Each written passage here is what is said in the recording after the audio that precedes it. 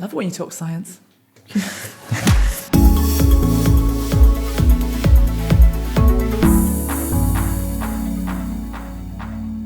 Welcome to the Aesthetics Mastery Show. If you've been listening to us on the Aesthetics Mastery podcast, some of this is going to be quite familiar, but some of it is going to be a whole lot newer and more exciting.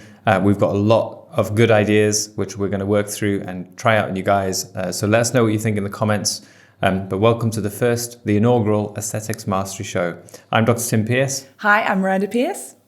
And today we've got a couple of interesting things to talk over with you.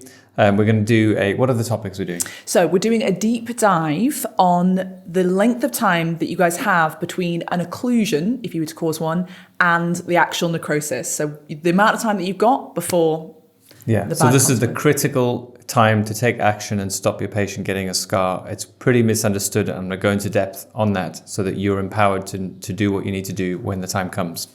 And then we're going to tackle a tricky topic around the death of Caroline Flack, who is, for those of you who aren't in the UK, she's a TV presenter who took her own life last week.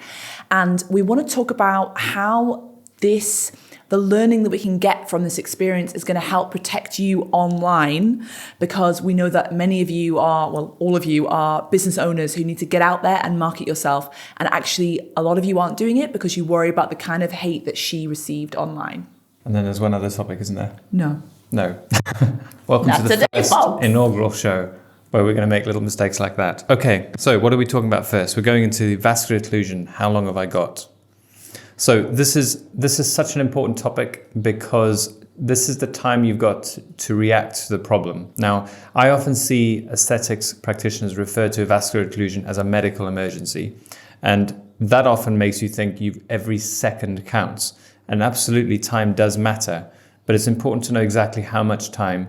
And really, what we want to know that for is so that you've got the ability to control your actions and put things together in a much more organized and sequenced way without letting panic take over the situation and starting to make bad decisions. Because that happens, unfortunately, all the time. People overreact, people underreact, people hide from the problem, people think everything's a vascular occlusion. So let's talk a little bit about how long it takes from the moment a blood vessel is blocked until the moment you've no longer got any chance of reviving that tissue. So take me through, because you actually have had an occlusion yourself, haven't you? Take me through the moment it happens and then the process afterwards. Well, the key thing is that the first thing is the moment of diagnosis is quite tricky. So a lot of, you'd think it's quite simple, is there blood supply or not? But unfortunately, mostly these situations are a little bit more complex because you can't tell for sure whether there's an occlusion. As soon as you block a blood vessel, the skin doesn't go immediately white. There's often a period where it's in between. So you've got a bit of blood flow from before the injection started, and then it's gradually getting worse over time. The first thing I noticed was as I was injecting, I got a little flash. I saw the other parts of the lip just go flash white for a second, and then it returned to normal. And my initial thought was, oh, it's nothing. It's a little spasm, but it's not an occlusion. Then I went back and checked it. And it's from that moment where you're basically doing your capillary refill test. So we're continuously checking the blood flow, which has got a specific technique to it. And then once you've made the decision, this is definitely a vascular occlusion, then the clock starts ticking. How long have you got until that tissue dies? And that's what we're really talking about there is the pathological process of necrosis, because there are points along the journey of necrosis where it's easily reversible, and there are points where it's gone too far, and it doesn't matter what you do, the tissue is dead. So that is your window of opportunity. There are many things apart from how long you've got that can decrease the time between injection and diagnosis. And that is a crucial time. There's how long between diagnosis and reversal have you got? But there's another number, which is how long between injection and diagnosis. That number we also need to work on shrinking, because and the little simple things you can do, like I've been recommending for years, that if you're injecting someone in an area where there's a blood vessel that might get blocked, why not just check capillary refill after every procedure, so that you've literally got in your mind, as I checked it was fine. And I've actually seen a few clinicians who video it, and it becomes extraordinarily useful when they think they've got a problem later on, because you've got the original capillary refill before the hematoma arrived, and it makes it a lot simpler to see whether or not the blood flow has changed since that moment. When you say procedure, what do you mean, every injection? Well, you don't have to check after every injection, although that would be fine too. It's more that when you finish the procedure and you're about to take your gloves off, check the blood supply of the face. Okay. Otherwise, you're constantly doing it. So finish the procedure and check. Unless there's some reason why you think you should check sooner, like it was an odd injection or it bled or something like that. And then presumably another factor that's going to affect the amount of time you've got ultimately is the information that you give to the patient to go away with, so safety netting them. Yeah, so you can minimize once again, you're minimizing the time between occlusion and diagnosis by giving the patient good information. So say you just couldn't see on that patient, you forgot, it wasn't that clear, and they did have an occlusion. If they've got adequate information in front of them, which is not just what an occlusion is, but who to call and what to say and what the signs are, and then you've got a plan in place of how you're going to see them quite soon. And that can be as simple as saying, if I ever get someone who I think has this problem, they are priority number one, and I will see them in my clinic no matter what else is going on. That's a decision that you make, or home visit. Yeah. But that's just another mechanism of minimizing the gap between when the occlusion occurred and when you diagnose it. And then you've got when you diagnose to when you reverse and how long you've got. What if they then come back to you? Let's say they came back to you within 3 hours and now they're reporting signs of an occlusion. Is it too late? Well, first thing is I think you can rely on the computed refill test as a screening tool. I think it's fairly unlikely that if you check properly that someone's going to have a big vascular occlusion and you won't notice it. I just tell patients the signs and symptoms in case something strange happens, or maybe I forget to do it well, or maybe there's some factor that I'm not aware of that can decrease the sensitivity. But I don't want to diminish that that's an important thing that should reassure you. If you've done a good test, you shouldn't immediately think, it's just a vascular occlusion. It quite likely is something else if you've done that test, but do check them if in doubt. So the time you've got between the shutting off blood supply and tissue death, that's the critical amount of time. And really it's really helpful to understand the pathology that's going on, the pathogenesis. That's the process of disease production almost. If you understand that, it'll help you interpret what you're seeing at different points along the journey. And it also helps you make decisions about how aggressive you should be in terms of treatment. If you think about what necrosis is, it's basically caused by a reduction in blood flow to the skin, which means oxygen. That's the first and most important nutrient that your body needs. All tissues need oxygen, but they need it at different amounts depending on how metabolically active they are. So if you're talking about skin, it has a different metabolic rate to nerves, to your neurons in your brain, to the retinal cells. So all of them are slightly different. We're mainly talking about skin, but there are some tissues which we know a bit more about, which can give you an idea about how that the metabolic activity affects how long you've got to reverse. So the reason there are different amounts of time is because each cell is using energy at a different rate. And what happens with necrosis is that you're running out of the energy substrate ATP, and then there's a knock-on effect as everything starts to fall apart. So you can think about a cell a little bit like a boat that has a permanent hole in it and it's leaking water, and there's a machine that's using energy that pumps the water back out. And that boat can carry on floating around endlessly and happily as long as that machine is pumping water out. It's not going to sink. And that's how you should think about the cells in the face. As soon as you shut off the energy supply, what happens to that boat? Well, the water starts to spew in and it's not coming out. That's exactly what happens actually with a cell when the ATP supply drops and the sodium-potassium pump is no longer able to pump sodium out of the cell and potassium in, and it starts to go in the opposite direction, which actually means water starts to flow into the cell. So the first stage of necrosis is that the cell actually starts to swell up, and that's actually easily reversible. If you can get the energy back in, you're not going to have a complete necrosis. It's the first stage of it, but it gets a whole lot messier after that because going back to the boat analogy, you can imagine that as the water flows up, other things are going to start to go wrong. Like it might affect the electricity supply in the boat because the water comes up, and it might then flood into the engine, and then you're breaking those things. It's a little bit like that with cells. There are worsening components as you go up until it's completely irreversible and the boat sinks. So in terms of the cell, the next thing that happens is there is some anaerobic metabolism, and that means that you're able to produce some energy without oxygen, but it's really small compared with what you do with oxygen. It's about 5% of what the cell needs, and that just gives you a little bit of breathing space. There's a tiny excuse the pun, there's a tiny bit of time when the cell is able to keep some of the processes going, but it's running out of time. You can't run just on anaerobic activity. And so what happens when you start to run out of those things is the other organelles start to get damaged. So the smooth smooth reticulum starts to fill up with fluid as well, and that starts to expand. Then you start to get an acid production from the anaerobic production in the cell, so that you're producing this acid while you're trying to produce some energy from anaerobic supplies. And that starts to distort the enzymes, and many of them don't work so well, and that's further knocking the cell out of balance.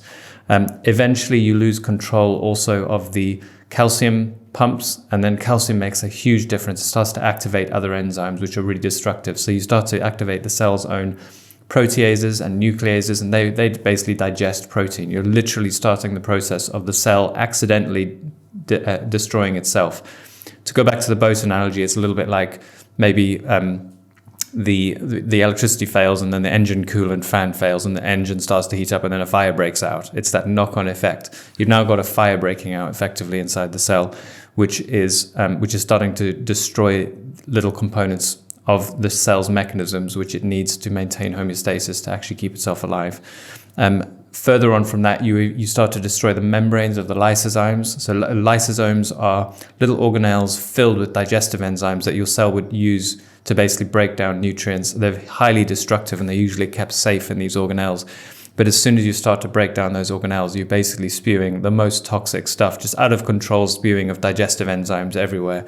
And that just really starts to destroy everything until everything, including the outer cell membrane, breaks down, and all the cell's constituents just spew out into the surroundings, including those enzymes. And then you're damaging the cells nearby as well. So not only is that cell that ran out of oxygen being damaged, but that it's also being attacked by those same out of control enzymes. The cells next to it start to be attacked. So you're basically setting off this chain of chaos, where one thing leads to more chaos, which leads to more, where everything's being destroyed, and it's a highly destructive process, because all of the highly tuned processes which your cell has honed over billions of years to keep things in order all break in sequence until there's complete destruction. So that's the process of necrosis. I love when you talk science. There are times along that journey, probably just before the calcium comes into the equation and you start to activate all those destructive enzymes. Just before that point, you might be able to save it. Now, how long that is, highly variable. It can't give you a precise number, but we do know a little bit about different tissues and how long they can last often through accidents and trauma. So if you lose a limb, there's a period of time, a window of opportunity where you might be able to reattach the limb without losing tissue. And if you take that as an example, it's probably between 6 and 8 hours. I've seen a few people say 6 to 12 hours. It's not the kind of thing you can run a controlled trial on. There are very little examples, very little people who volunteer for that study. So it's based on real world experience. And they say, within that time frame, you can probably reattach a limb and you're not going to have just necrotic skin everywhere. So I think that's quite a good guide, that you've got a fair amount of time, but that is different to necrosis that would happen from an injection, because you've got blood in the limb. Who knows how long that can help for. I wouldn't have thought it'd play a massive role, but it's one thing that makes it not 100% applicable. But I'm thinking about, let's say that someone watching this has done a lip injection at 8 o'clock at night, for example, and then that person goes home and, maybe they settle down in their pajamas and they don't want to, they're in pain, but they think, I'll just leave it to the morning and see how I feel. I feel like if people watching this are going to safety net them correctly, it would be better to say something along the lines of, if the worst were to happen, we're talking, basically that you would want them to come in sooner rather than later. So how would you deal with that to actually not freak someone out, especially when you don't think they've got an occlusion, but actually to impress upon them they must contact you that night? So they need to understand what the consequences are if they don't contact you and it is necrosis, which is a permanent scar. You have to say that out loud in your consultation, otherwise you're not consenting them properly. So if we do not restore blood flow, you will get a permanent scar wherever that blood flow was supplying. Then within that context, it makes a little bit more sense why you shouldn't dilly-dally. So you've got a limited amount of time, and you give them that length of time, which is a maximum of 8 to 12 hours if it's a complete occlusion.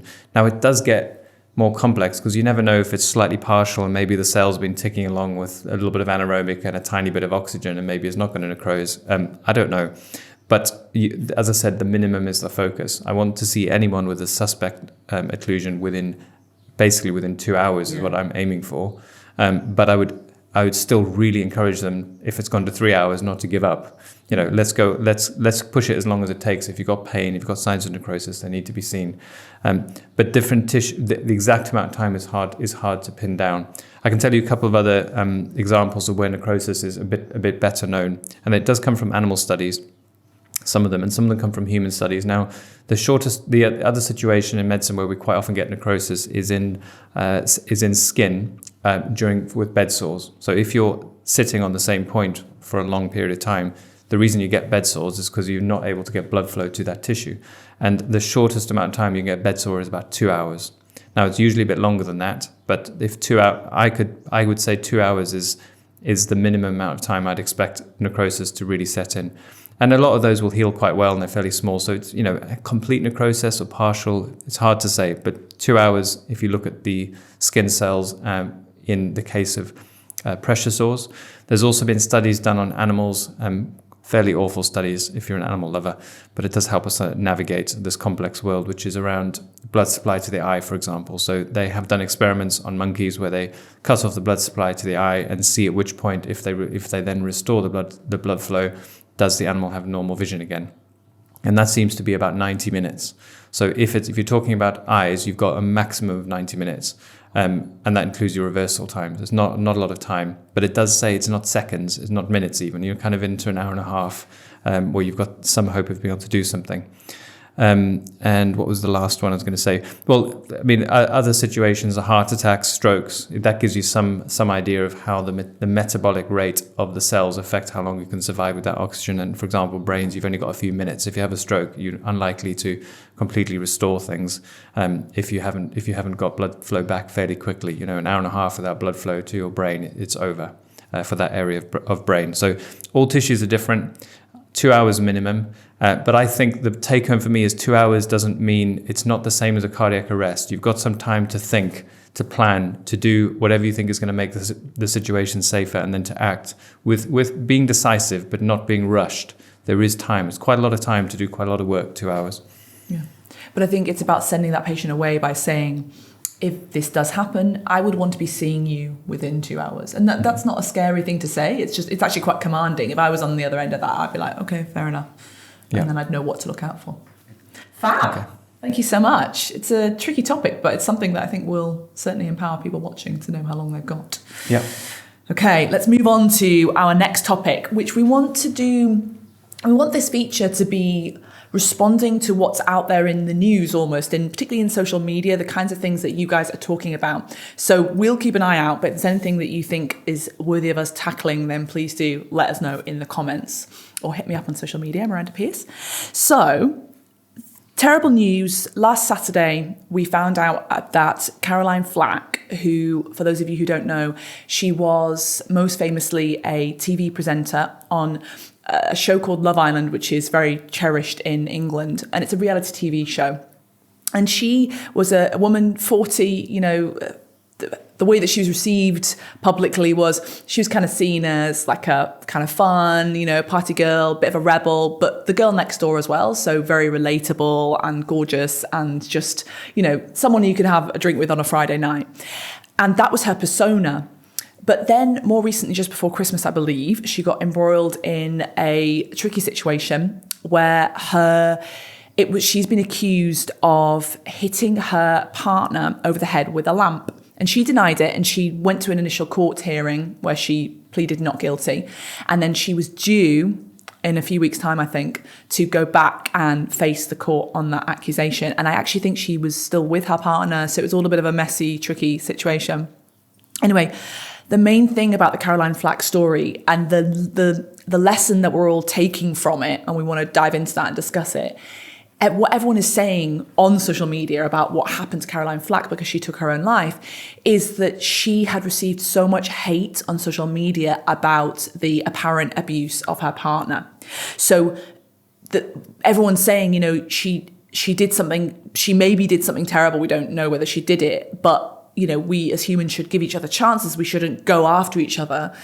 And as a result, people are drawing, I think, the conclusion that actually social media is a terrible place and that, everyone's horrible and, that essentially the baddies out there killed her and therefore our society, is going to hell in a handcart.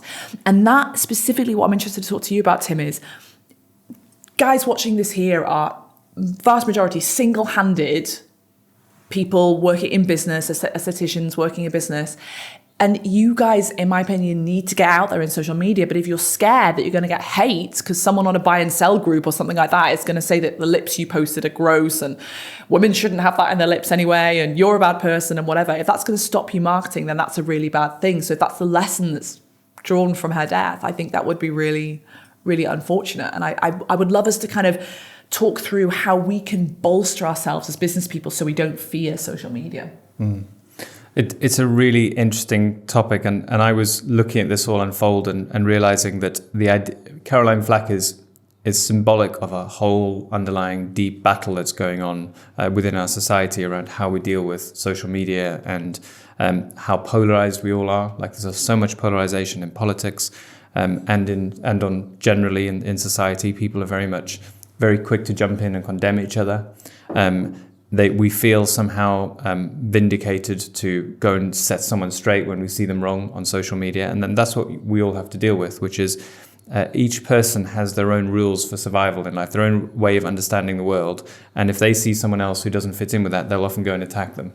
And unfortunately, it's happening even in response to what happened to Caroline Flack, which is we're now demonizing anyone who works for, it's not so specific, but there's definitely an element of demonization around, whether it be magazines or social media. Or the CPS. Or the CPS. The Crown Prosecution Service, who were going after her about this abuse claim. Yeah, and mostly it's an simplification of what's very complex in terms of each situation, from Caroline's situation to how the media are. Like each one is a complex system that if you can step back from it and not caricature it into something that you hate, I think that would be helpful for everyone. But you're not going to achieve that on social media. Those people calling for kindness cannot, therefore, the next day expect to post something on social media and expect everyone to be kind, even when they disagree with it. Because the polarization means if you see something that you think is wrong, we call them out. That's call-out culture that we're all doing. Like we're calling out magazines, we're calling out Instagram, we're calling out Love Island. So everyone's calling out each other. And one day you're going to be called out if you're putting your head above the parapet. If you're saying, here are some lips that I do, or here's a treatment you can have, someone who disagrees with that for some reason that's fairly unique to them, or there's an ideology behind it, they're going to call you out. And what we want to really help our audience with is, how do you deal with that? It's kind of how you framed it. How do we think about that scenario so that you can actually go out there and put yourself out and deal with the comeback that you're going to get? Because we all get it. Someone will comment on your post something nasty, and you're going to need to know how to deal with it. I don't think what we should be tolerating is the idea that the world has to change before I lift my head out above the parapet. You have to steel yourself and get out there and let your message out, basically. Have you had hate online? Yes, I have. I had someone call me. What was it? It was quite an awful thing to have said to you. But I mean, I was okay about it. But it was something along the line. I think it was actually, I hope you drop dead your human scum or something. Human scum. Yeah, human scum. It was around not training non-medics, and I'd written a few posts around, and I try really hard not to be personal. So it's like I'm talking about the system. The system should be safer, and yes, that means not everyone and their dog can inject. That doesn't mean that the individuals who want to inject should be stopped. They just might have to take a different path. But that comes across to someone who has something to lose as a direct threat. And often if you build an identity and with an idea, you get very defensive around it. So the response is, I must be human scum because I purposely want to hurt this individual who I've never met before by taking away their ability to earn money for their family. That's how it's put across. I understand how they could feel that way. Which is maybe why I don't feel so bad about hearing it, because I can understand that could trigger someone. But at the same time, yeah, like I've had that, and I've had loads of other stuff as well. I can't even remember most of it. So it's interesting, that one, because that was a beauty therapist going after you. I don't know if it was a beauty therapist. It was a non-medic injector. There's all sorts of other people as well as beauty therapists too. Yeah.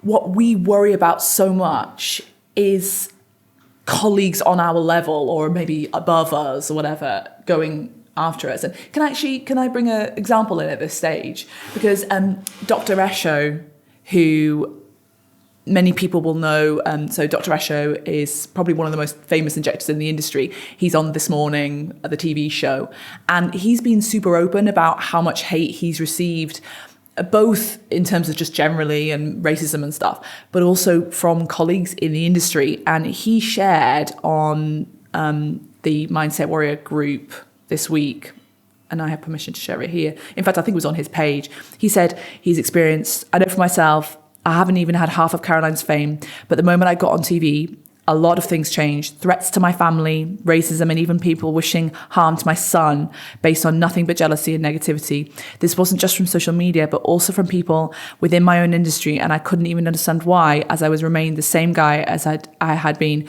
just a few more followers and my face in the media.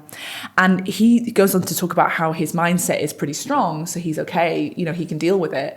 But I wonder, what can someone who isn't in TV and hasn't had any necessarily as a big amazing mindset, whatever, how can people watching not feel deep threat when they get called a human scum?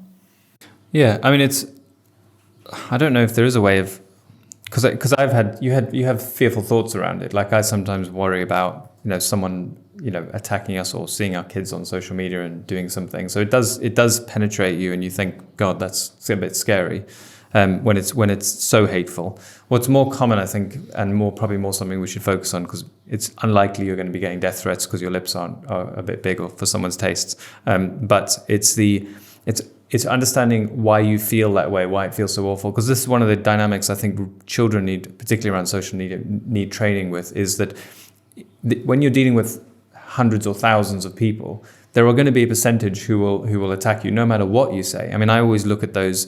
You can go onto YouTube for fun and Google dog rescues kitten from a pool, and you think, no one's going to dislike that. Well, no, there's like 1,000 people who've down thumbed that. So there's always going to be a percentage of people who react badly, and you might just be talking to someone who hasn't had breakfast that morning, or they've just in the middle of a divorce and they're stressed out and they're just unleashing some hate.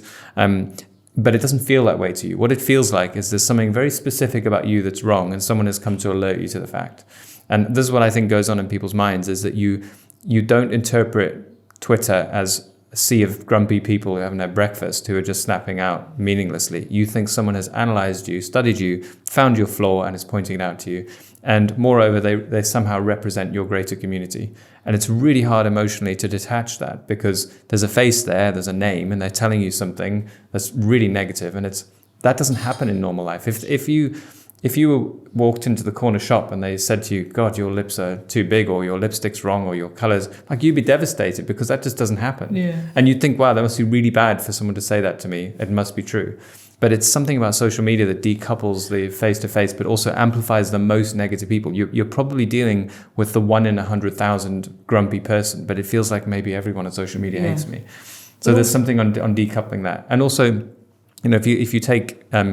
people catastrophize these things. So even Caroline's really sad cases, who knows what was going through her mind, but there might have been all sorts of very awful stories of, I'll never get through this, it'll never be over, my whole career is ruined, which probably if you were in a more calm state of mind, you might think that's probably not true, that there is a way to come over it, and people do survive all sorts of things and recover from all sorts of tragedies. So it may not be true, but you get triggered and you can spin off, and you can live in that world of the worst case scenario versus yesterday's news, which is unfortunately what most of these things become. Your hate on social media is nothing in the scheme of things. And if you can somehow just take it, you often say, take it as a sign of that you're doing the right thing. If you haven't offended someone by midday, you're not marketing hard enough. That's a quote by a chap called Dan Robertson. Yeah, powerful. So it's almost a signal that you're getting somewhere, is that someone comes on and says, put your head down, love, I don't like what you're doing. Because then you're like, okay, you've seen my head, great. That's what I'm here for. But I think something you said there caught my attention around, that I think is helpful, around Twitter. So you mentioned Twitter. Now, I'm not on Twitter. I don't think I'm going to ever be on Twitter, because to me, Twitter is a place of grumpy people who haven't had breakfast, that kind of vibe. Now, obviously, I'm sure many people watching this here are on Twitter, but the point is that culturally, it's different. The culture is that you go for people a bit more. And I don't think that that's the people on Twitter. I think it's that when those normal people come on Twitter, they're a bit more like, you know, they operate differently. And we all have experienced times in our life where, let's say, a particular workplace, the culture is bad. And then normal human beings show up to that workplace and do bad things and are bitchy or whatever it might be.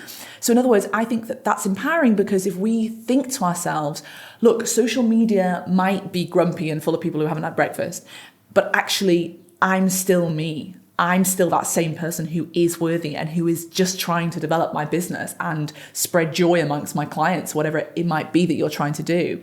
And so I just see it as a place, a corner of the internet, a corner of your life that you do have to go into, in my opinion, or else you might not have a business if you're not on social media. But you can approach it in that kind of like, right, I'm going in kind of thing, and just see it for what it is, which is just culturally different to how you would be if you walked in with your bezies on a Friday night having Prosecco. It's completely different culturally. Yeah.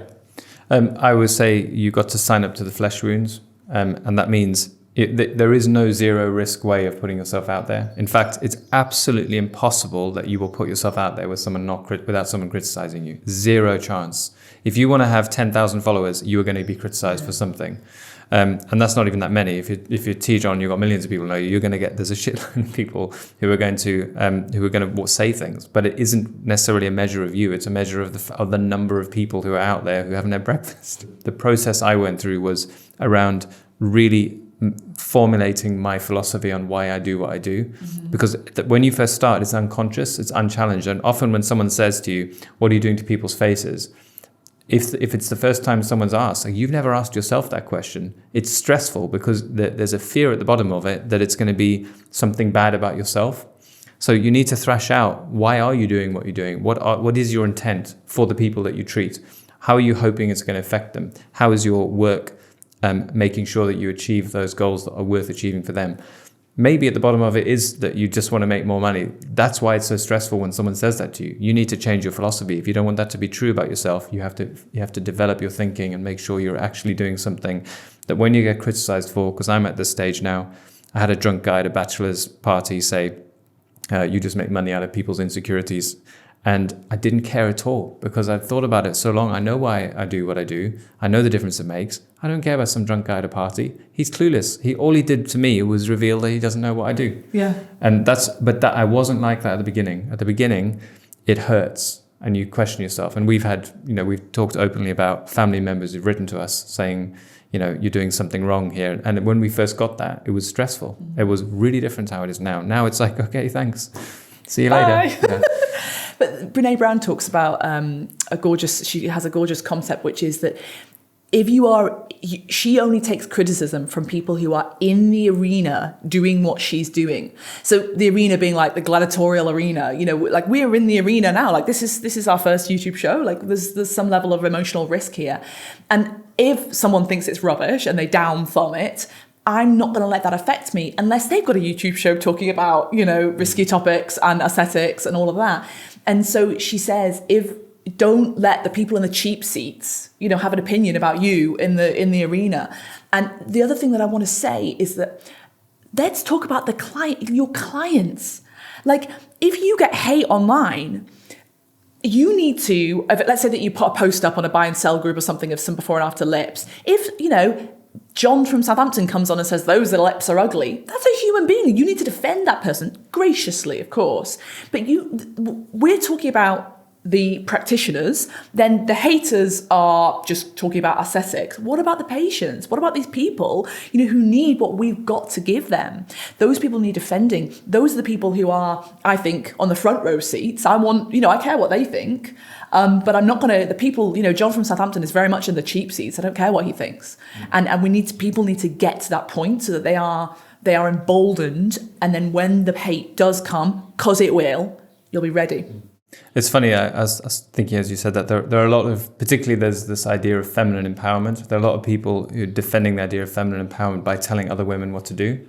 There's definitely an element of you shouldn't be doing that because it's bad, but it's almost the complete reverse. Like shouldn't be doing lips, getting your lips done. No, people shouldn't be getting their lips done because feminine empowerment, which is obviously the other way around. Like you could see it as a symbol of feminine empowerment. But so often people are saying that this is inherently bad for women, when in actual fact it's women who are actually driving it and want it. But they create the story of it's not being driven by women, it's being driven by people who tell women that they need it. Which if you talk to most women, all of them say the same thing. I'm not doing this for anyone else, I'm doing it for me. Yeah. You hear that all the time. Whereas the people who come out and attack will often say these people are being tricked or duped into it. And it's really kind of paternalistic attitude of like, I know how people tick, they don't know themselves. Which is something also worth defending. That if you're that's so annoying. Yeah, if you're serving people's real needs and it actually sustainably makes them happier, then it's a good thing to do. But if you're, this idea that it's all a trick is also one of the ideas you come across in on social media quite a lot from people who think they know how other people should run their lives. Yeah. So the takeaway is sort your own intentions out. Ask yourself, just yourself. Ask yourself, what are you doing this for? Who are you doing this for? What transformation do you hope to seek in your customers and your potential customers? And then from that place of strength and of knowing you're doing the right thing, when a hater comes in and slings a rotten apple from the cheap seats, you could be like, bye. One more thing to make that easier for you is start to ask your patients what is the real difference they're hoping for, because they'll often come and ask for a treatment. In the beginning, many clinicians will do the treatment and off they go, and they never find out what difference that makes. So I've been doing this for years now, and you get back amazing stories. Like, how are you hoping to feel differently on different days if this treatment goes as I think it will, and you look better? And then how are you hoping to behave differently? And often you'll get stories out of that are really profound. I want to be, I want to get a relationship again for the first time since my husband died, and I haven't had the confidence to go on social media or to go on these dating sites. I've had many, many people who have clicked themselves back into that, into the dating scene. And often they don't come back necessarily. There's one in particular I'll always remember who met someone quite quickly, and I haven't seen her since. So she needed that little catalyst. She sorted herself out, had the confidence to go out there, solved her big life problem, and never came back. That was really worth doing. Maybe I never got to treat her ever again, but the point is I changed her life in the way that she was looking for. So find out what your client really wants, and then notice the improvement. And then when someone comes and says what you do is superficial and shallow, you'll just laugh at them, because you've seen that it actually changes people's lives when you do it in the right way. So it's not just about knowing your intent, it's actually observing the impact that will defend you and make you much more resilient to people who criticize you. And also what's beautiful about that tip, I absolutely love that, is that then you'll know how to speak to your prospective clients on your marketing as well. So if you know that those are the kinds of things that can be achieved, you connected with your clients more, basically, aren't you, and your prospective clients, and you can talk that language in your social media that you must do.